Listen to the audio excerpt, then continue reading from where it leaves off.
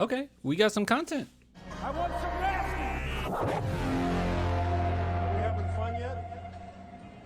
All right, all I can say is thank you, because guys, I didn't know what to do. I had no idea what to do. I didn't know what direction I was going to go in, because it is not fun watching the San Antonio Spurs. I am King Tank, okay? I am King Tank. I absolutely love me a good tank if it means our team can get back to the glory days. But I have to be real in saying right now, this is not fun basketball to watch. So it's really hard to continue to make content for it. Am I going to stop? Of course not. Like, of course not. I love the San Antonio Spurs, so I'm not going to stop anytime soon. We're going to keep going. I'm going to go for those 2 videos a day. But I'll just be real in saying, as far as trying to talk about the tank or make videos surrounding the tank, it's not that enjoyable right now. But hey, well, we'll find a way. We're going to have some fun. Now, before we get into this, okay, before we answer this question, because I absolutely love one of these questions, we're going to talk about this like really quick. ClanTheMerchFan.com. Sorry, I don't know my own website. If you guys want to support the channel, please ClanTheMerchFan.com. Link in the description below if you want to get yourself some merch. If this is just too much, you like, this is just too much. I just can't deal with all this. You can just get yourself a sticker. All right, so let's go ahead. And by the way, I'm sorry, I keep stopping. I think this is official. I think I'm staying with this camera angle. I know some people said, oh, it's kind of weird, I don't like it. I like this one, and I think I'm gonna stick with it. Okay, this is gonna be the new look. Now, don't get me wrong, I'm gonna add some other stuff behind here so it looks a little more Gucci, but this is definitely what we're gonna go with. All right, so here we go. Sohan versus Eason. Were we right so far? I haven't had time to watch both of them. I haven't had time to watch both of them either. I'll be real. So this is what I'm going to do. I'm going to take the most objective approach I possibly can when looking at these 2 players.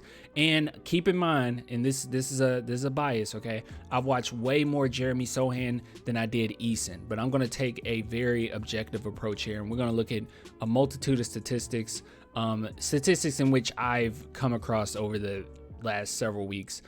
So yeah. So before we get into the Twitter stuff, because there's some Twitter threads that have some really good info on it. Let's start here, okay? Let's just go ahead and do it the old-fashioned way. So this is NBA.com, and let's just look at head-to-head as far as statistics. Now, I've seen this continuous narrative that Tari Eason is a way better shooter than Jeremy Sohan. He's a better 3-point shooter. But as far as what they're contributing to their teams right now as it stands, you can see here, they're averaging nearly the same amount of points. Tari Eason 0.3 more, if you want to count that. All right, and assist level, once again, Eason's doing a fine job. I was actually shocked that Jeremy Sohan was only averaging 2, because it feels like more, but there's a statistic that we're going to look at a little bit later that shows some of that passing ability that I think is pretty cool. Rebounds per game, Tari Eason is beating him in that regard, which is also surprising, just because, you know, both of them are forwards, but Jeremy Sohan's slightly taller, and I've seen him as a rebound king this season, but I don't know. Moving on. 3-point percentage. Now here we go. All right, 18% is absolutely garbage. Okay, there's no doubt about it. That is absolute garbage. 37.5%, pretty decent, especially when you're talking about 3-point shooting. But moving on, and you can just see here, we weren't expecting Sohan to be as good as a shooter as Eason starting off anyways. But free throw percentage 55, god awful. 82.8, pretty doggone good, especially for a rookie just now getting into the NBA. Games played, I think, see, it says 2020. I don't know how accurate this is. I think Sohan might be 18. It might be 18 to 20, but nonetheless, doesn't really matter. Now, game started. Now, this is huge right here, okay? Eason has not started, all right? So when he's going into the games, it seems as if, just from statistics, you guys can get in and say, hey, you're completely wrong, and I'll say, okay, sure. But as it stands right now, it looks as if he's coming off the bench and he's playing other second units more so than as much talent as maybe Sohan is facing night in, night out. But as it stands right now, Sohan has started basically every game. See, I don't know how accurate this is, because I think he sat on the bench at least a couple of them. But anyways, he started a lot of games. I do know that. Minutes per game, once again, not really gonna hit on Eason for this or anything, but you can see where their Sohan's at least averaging a little bit more. But moving on, these aren't really that interesting. Everything's stupid close. No point in even pointing it out. Steals per game, really close. Blocks per game, really close. Defensive rebounds per game, offensive rebound, really close. Like, it doesn't really matter. But moving on, see, it's not even showing anything for the last 5 games. But let's go ahead and jump over here. So let's look at Jeremy Sohan's percentage. Now, this is what I was talking about. So while a lot of people might see this and they initially say, well, dude, he's a way better shooter than Jeremy Sohan. I would agree. He's a better jump shooter than Sohan. But as far as percentages, absolute same. And Sohan is actually better, which is kind of insane. So you can see here where he really likes to shoot is within that 8 to 16 foot range, which this is actually really promising right here. Because in my opinion, the fact that a big chunk of his shots, it looks as if a big chunk of his shots have come from 8 to 16 feet. I think that shows that he does have pretty decent touch, and that can really help you in the long run when you're starting to develop your shooting a little bit. But yeah, but as far as like perimeter wise, there's nothing even to see here. This corner is his best 3-point shooting, and it's 21%. Really, really bad. But then again, he's been jacking up quite a few of them, way more so than I think any Spurs fan expected him to do. You can see here in this corner, 3 for 14, 2 for 12. We got 0 for 3, 2 for 11, and we got 0 for 3. So he is jacking it up. Okay, he is taking that open shot. He's not afraid to do it, but it is an ugly sight when he puts the ball up. But yeah, anyways, I just want to keep this in mind. So keep this percentage in mind: 47.3% overall, 71 at 150. And we can go here. Tari Eason, 41.6. So while he is shooting a better percentage at 3, you can see here that percentage-wise overall, Sohan has played much better. And you can sit here and you can say, well, he's putting up more points. No, he's not. The points per game, they're the exact same, so it's not that big a deal. But yeah, Tari Eason, much better shooter, I would say. But as you can see here, it's not. You don't need to get like super hooked on the fact that Eason is such a better scorer. Is he a better shooter? Sure, but better scorer? I don't know. I don't think that's worth pointing out yet. All right, so here is something to look at. And I showed this one before, so this isn't new for those who follow the channel. But let's look at this. There we go. You can see that these are defensive points saved versus offensive points added. And we can see Jeremy Sohan is, as far as offensive points added, this is far back. And I think this goes up to November 29th. And yeah, he's pretty far behind. But then again, it's a little, it's a little weird. It's a little sussy, okay? Because you got Blake Wesley right here, so it's very inaccurate. I mean, you got Jordan Hall ahead of him as far as offensive points added, and I mean, come on, he's off the team now. So it's a little, it's a little hard. But you can see here, Tari Eason is far ahead of him as far as offensive points added and defensive points saved. But moving on, this is the exact same one. Now this is what I wanted to look at. So this is one in which it's breaking it down even more. Now, if you guys look at this, you can just tell me that tell me what you know, because some of these I had no idea what they were, and it's one thing in particular that I wanted to look at with you guys that I just had no idea about. But anyways, we can see here true shooting percentage, a measure of shooting efficiency that takes into account field goals, 3-point field goals, and free throws. So once again, just to add on to the fact that yes, he is a bad 3-point shooter, as far as true shooting percentage, and you put everything together, they're not that far apart. Okay. We got here 50.7%, and then you have Tari Eason 50.1. So they're neck and neck when it comes to that. Shot quality, I don't really understand how they're quantifying this, so you guys kind of correct me there, but they says that it's a scale from 1 to 100, and if scale to 1 to 100 as far as the measure of shooting ability, he is super low. Jeremy Sohan is super low, and Tari Eason is at least at 61. So that's not bad. By the way, this entire thing is also being compared by other players that had at least 350 minutes overall. So just keeping that in mind. But moving on, let's see. Anything else that kind of stands out? Creation, which I have no idea how the heck you come up with this. So box creation, a per 100 estimate of the number of open shots created for teammates. Sure. And you can see that we got 1.6 here and 1.8 as far as Tari Eason, the percentile 33, percentile over here 28. So I'm just going to assume both of these are not that great in the larger scheme of things, but hey, there's a lot of players in the NBA. Moving on, passer rating. Now this is what I wanted to look at. Okay. We'll get back to that. Deflections, you can see Tari Eason 99 percentile. You got 5.3. Yeah, not bad. This is actually per 36 minutes. So I'll let you guys look at this. There's a lot of these that I just didn't. Some of these I'd never seen a day in my life where I was like, what the heck is that? Like this one, defensive crafted plus minus. I couldn't tell you. They have the equation here. Can you guys see that? They have the equation here. I don't know. I don't know what I'm looking at. But this is what I did want to look at. So let's look at passing rating. So usually when you hear passing rating, you think of like NFL, you think of football, but apparently they keep track of that too. They keep track of everything in the NBA. It's absolutely insane.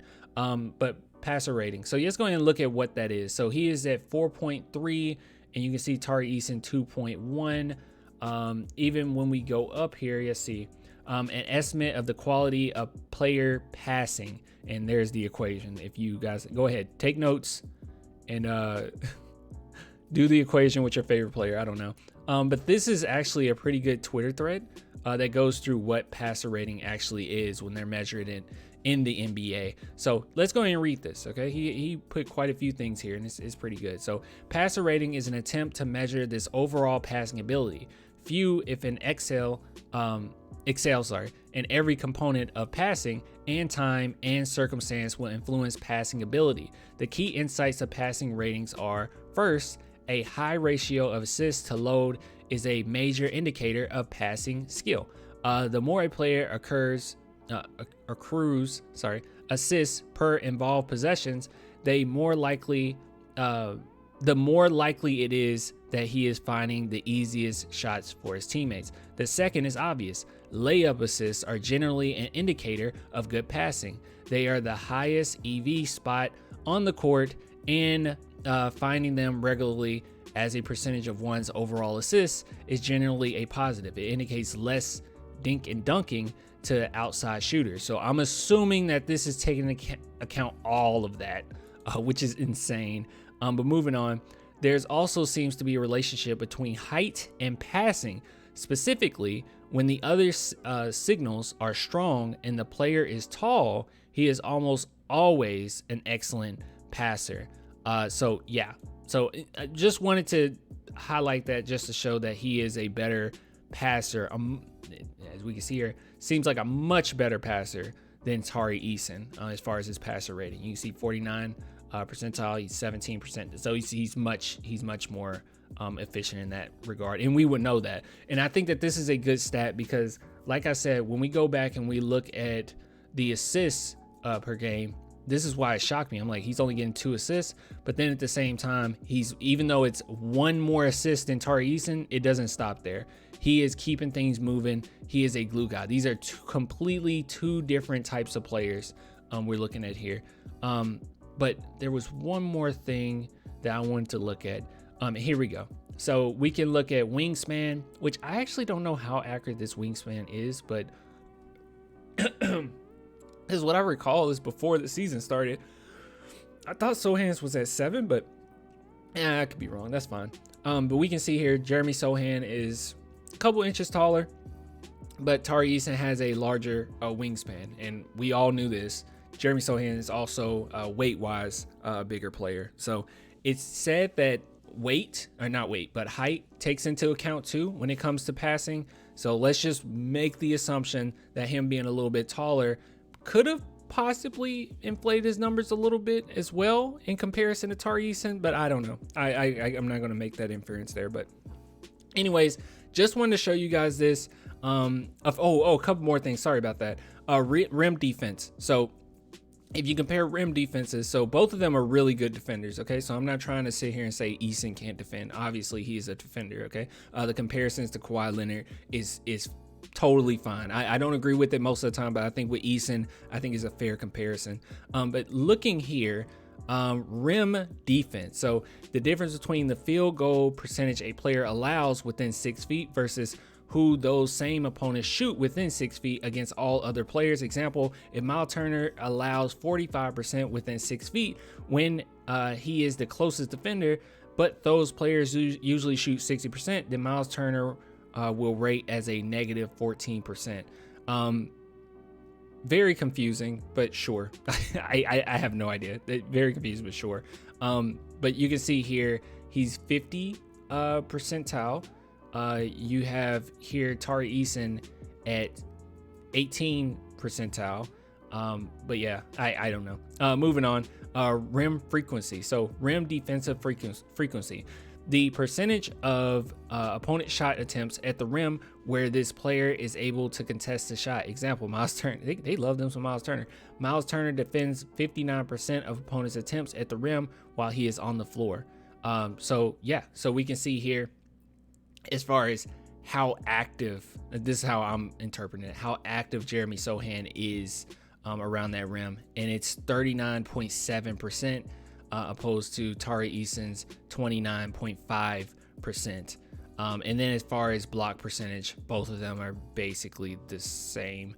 The percentage of opponent's shot attempts that a player blocks while on the court. So yeah, look, these two guys are very good players, okay? And I'll be completely honest in saying I have not watched a ton of Tari Eason, but I have seen a lot of Jeremy Sohan.